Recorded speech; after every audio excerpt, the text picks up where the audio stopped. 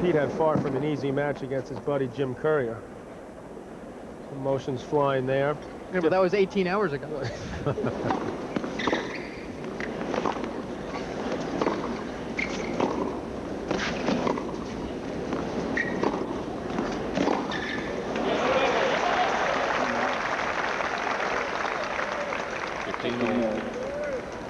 Andre a little bit sluggish in the movement on that particular backhand. Rarely do you see him out of position. Maybe those legs feel a little bit of fatigue. Hard to imagine they're not.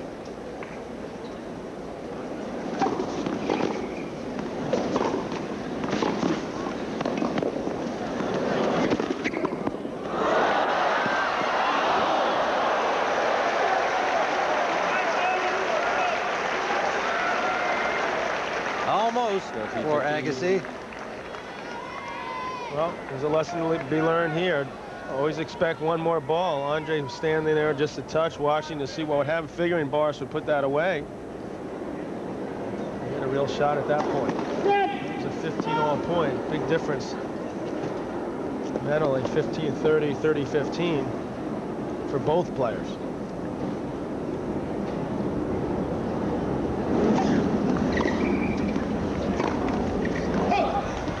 He's thinking to himself, it could be 15-40 right about now. Especially since he didn't do enough with that backhand pass that precipitated that next shot.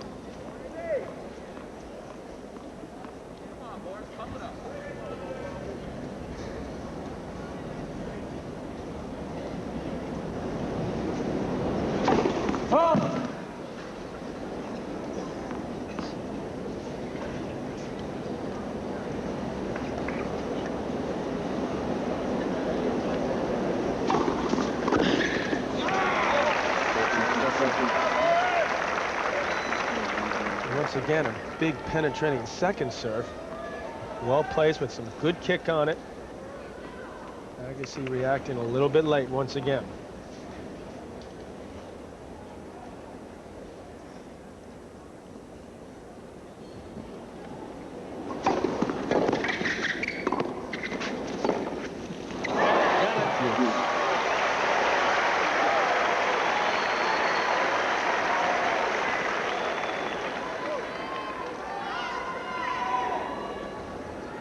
Becker not doing enough with this volley. Had a chance to really go after it. Let it drop too much.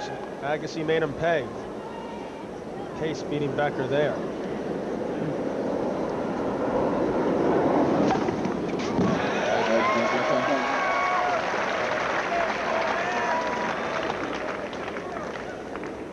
Number 23 at 111 miles an hour.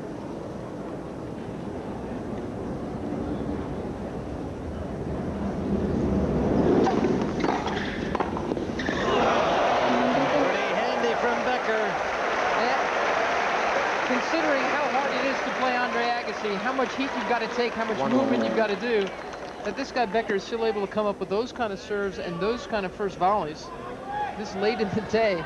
Talking about says an relaxing volley. Yeah, but it says a lot about his fitness level. I mean, he deserves to be making these kind of shots because he's prepared, he's trained hard for this U.S. Open. And doesn't have nearly as many matches in as Agassi. Agassi has decided that for next year he's going to cut way down on the matches he signs, the tournaments he signs up for. That's because of the toll it's taking on his body. He's not happy about the fact that he's had to play all these matches. Clearly happy that he's won the tournaments. But you know, in the past, John, he would tank one or two. I mean, he would tank matches, you know, to give himself a chance to breathe. He doesn't really do that anymore. He signed up for 4 tournaments this summer and won them all.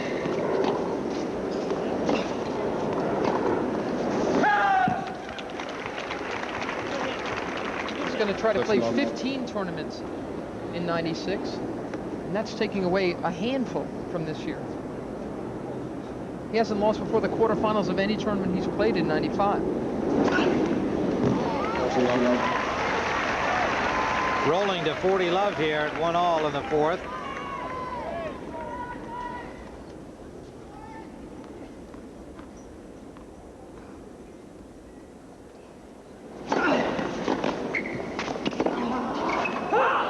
May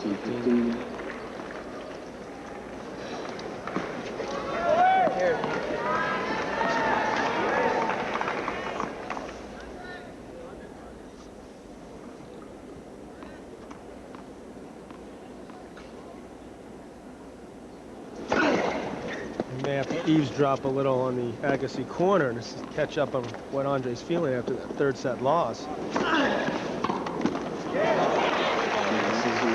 2-1, Andre Agassi in the fourth. We'll be back at the USA National Tennis Center in just a moment.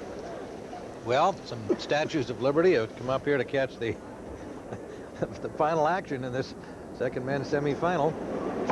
Why there were so many of those ladies? As a native New Yorker, it pains me to reveal that the Statue of Liberty is technically in New Jersey waters. A very upsetting fact, I suppose, for a New Yorker. Not for New Yorkers who moved to Florida. Right? Now all of a sudden the Statue of Liberty is in New Jersey.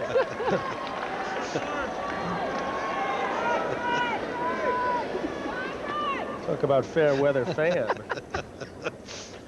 Sorry I brought it up. That's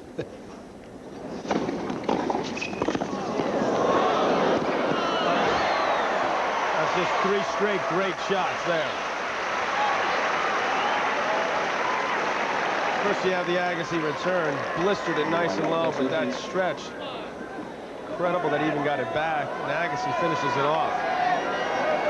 Love 30 at 1-2.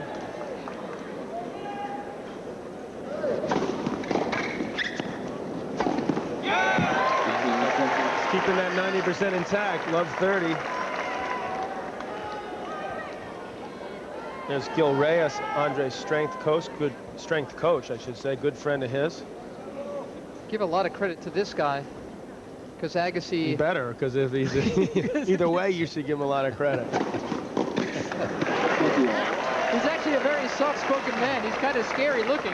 A lot of people think he's Andre's bodyguard, but he was the he worked at UNLV in Vegas for years, worked for that college, and Andre Agassi wandered in there sort of aimlessly a couple of years back. So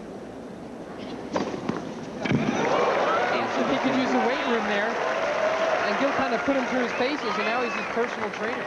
He's got a house on the Agassi compound, lives there with his wife and his 3 daughters. 24 aces for Boris Becker.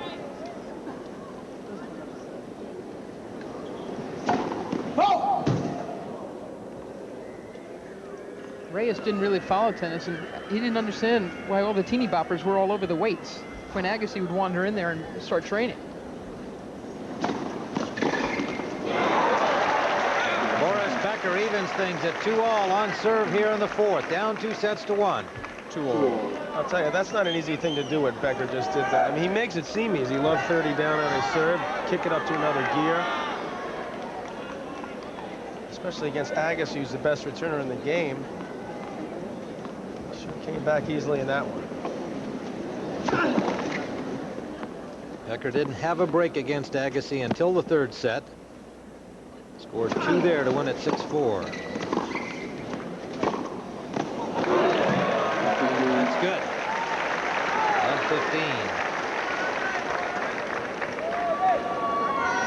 1-15. Pete Sampras awaits the winner of this match tomorrow afternoon at 4 o'clock Eastern Time. Championship Sunday here on CBS, the men's final. 11:30.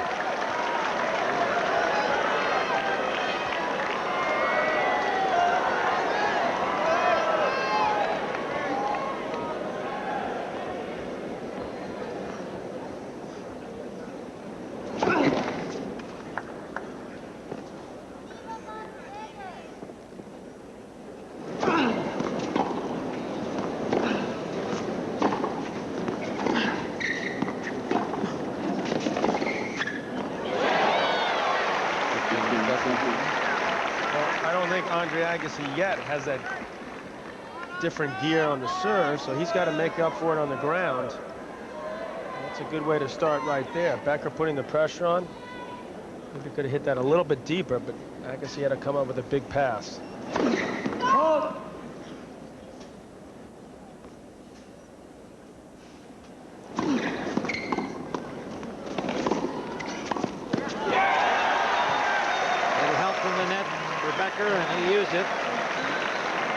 off the timing of Agassi. 2 break points.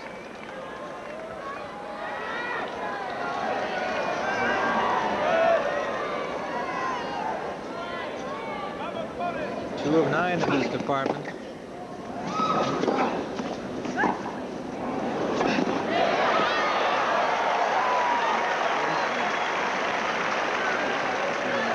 One save by Agassi. Tim Ryan with John McEnroe. Mary Carello, Stadium Court, the National Tennis Center. Quite a match into the 4th. We're at 2-all. Andre Agassi up 2 sets to 1 on a pair of tie breaks. Thank you. A break point opportunity still left for Becker here. And a second serve? No. First serve.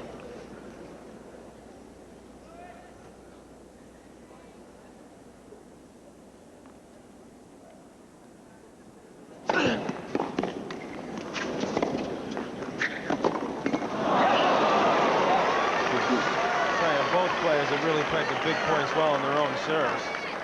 Slim pickings to get a break here in this match.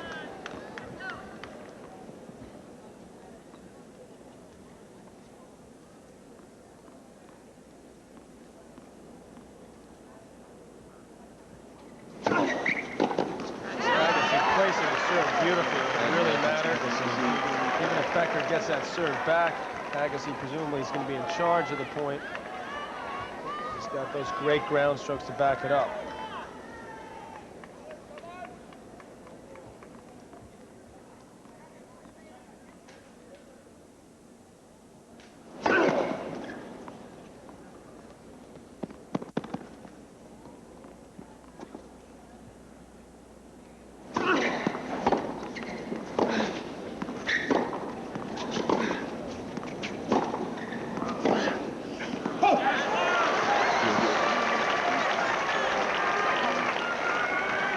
Shields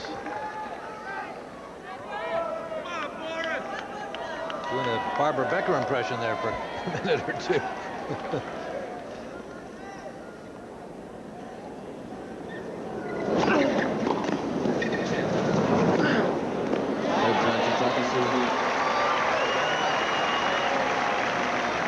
That Agassi could create a winning forehand off of this shot is just unbelievable. You hit a return like Becker just did, you feel so good about yourself. Yeah. God, what an effort. Stretch, get it back nice and deep, and he routines it. Agassi hits an inside-out forehand winner.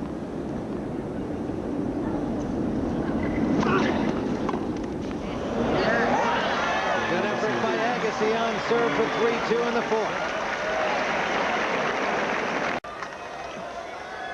There's the score. Night has fallen in Manhattan, and out here at the National Tennis Center, we're under the lights with the second men's semifinal. Lights were turned on around 5 o'clock under overcast skies, and Boris Becker has put on quite a show here to get back into this match.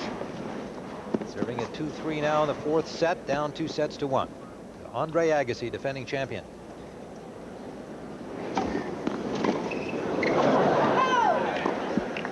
Well, it was Andre's turn to improvise. You don't see this too often. We always talk about Agassi having the best eyes in the business and reacting so quickly, but that one really fooled him. 79 mile an hour into the body.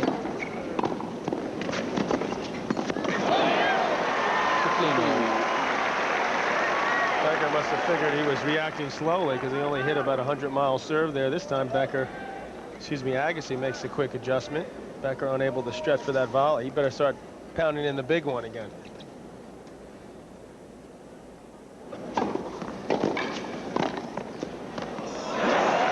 I gotta think, John, that you'd rather play a big server like Becker in the daytime and not under the lights. Agassi has had some problems under the lights anyway. Peter Korda played him pretty close at night, and so did Alex Correia, who took him to 5.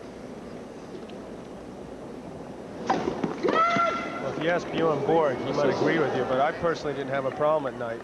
But you do hear sometimes the players who just prefer to play during the day, maybe based on fitness as opposed to really the lights. That's just more a little additional excuse not to want to do it. Get it over during the day. I can't believe that the lights wouldn't be as good to return serve. 40-15. Of course, this did start as a day